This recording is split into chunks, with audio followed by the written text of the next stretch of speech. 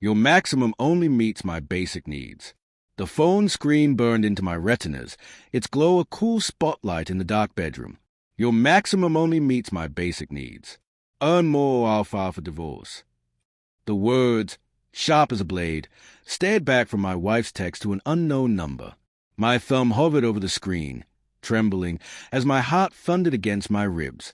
It was 2:17 a.m., and the house creaked under the weight of silence, broken only by the faint hum of the refrigerator downstairs.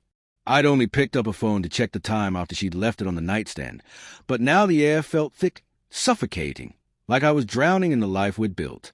Lila slept beside me, her breath soft and even, oblivious to the earthquake splitting my world apart.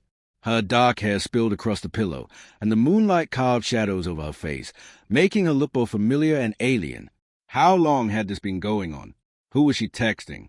My mind raced, stitching together fragments of the past few months, her late-night errands, the way she tilted her phone away when typing, the sharp edge in her voice when I asked about her day. I wanted to shake her awake, demand answers, but my body felt anchored to the mattress, heavy with dread. What if I was wrong? What if I wasn't? The next morning, the kitchen smelled of burnt toast and coffee, the kind of normalcy that felt like a lie. Lila stood at the counter, slicing an apple, her movement precise, almost performative. "You're up early," she said, not looking at me, her voice light but clipped, like she was testing the air between us. I nodded, my throat tight, and poured coffee I didn't want. The text replayed in my head, each word a splinter under my skin. Earn more. She hadn't worked in years, not since we agreed she'd focus on her art. I'd been grinding 60-hour weeks at the firm, my back aching from long nights at the desk, my eyes raw from staring at spreadsheets. Wasn't that enough? "I saw your phone last night," I said, the words slipping out before I could stop them.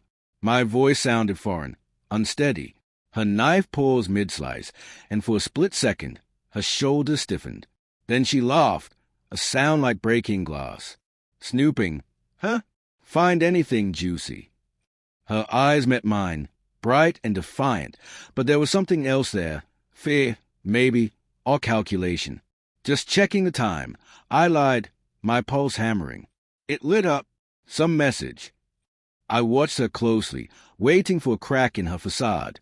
She turned back to the apple, slicing again, but her knuckles were white around the knife's handle.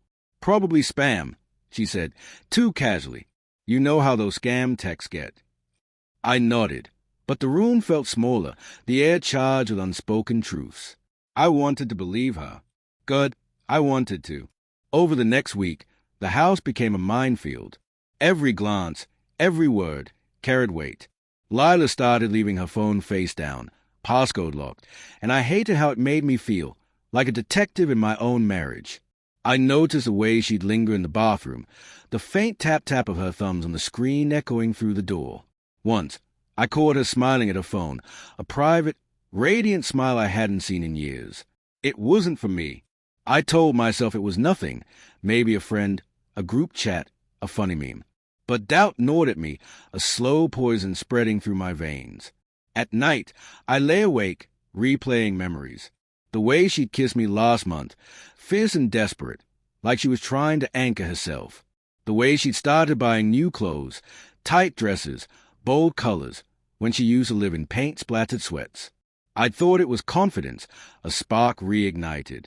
Now, each memory felt like a clue I'd missed. I started checking her socials, scrolling through her likes, her follows, searching for a name, a face, anything. There was nothing obvious, but the absence of evidence felt like its own kind of proof. Then came the night at the gallery. Lila had an art show, her first in months, and I went to support her, though my chest ached with suspicion. The gallery buzzed with people, the air thick with wine and pretension. Lila moved through crowd, all charm and laughter, her paintings vibrant on the walls, swirls of red and gold, chaotic and alive. I stood by a canvas, sipping cheap mellow, when I saw her with him, a man in a tailored blazer, his hand brushing her arm as they laughed too close, too long. His face was sharp, handsome, the kind of polish that made my collared shirt feel cheap. She didn't pull away. I confronted her in the car afterward, my voice low to keep from shouting. "Who was that guy?" I asked, gripping the steering wheel until my knuckles ached. She rolled her eyes, tossing her hair back. Just a collector, Tom, is interested in my work. Why are you so paranoid? Her tone was sharp, slicing through my restraint. Paranoid? I snapped. You're texting someone about divorce, Lila. You're telling them I'm not enough. The words hung heavy, and her face froze, her lips parting slightly. For a moment, I thought she'd confess, spill everything. Instead, she laughed, a cold, bitter sound. You're imagining things, she said. Maybe you need to work less and sleep more. But I couldn't let it go. The next day, I did something I swore I'd never do. I hacked her email. It wasn't hard. She used the same password for everything. Buried in a folder labeled MISC, I found it. An email to Evan, the man from the gallery.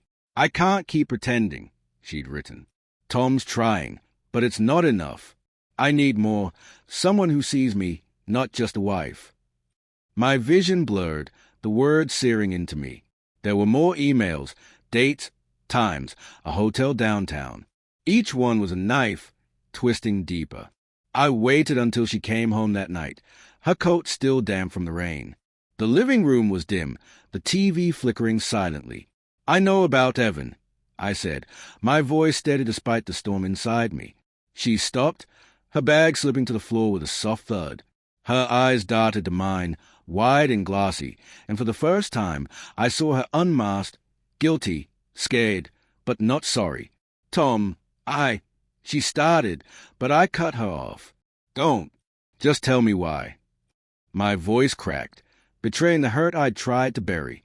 She sank onto the couch, her hands twisting in her lap. You're gone all the time, she said, her voice small but sharp. You think paying the bills is enough, but I'm drowning here.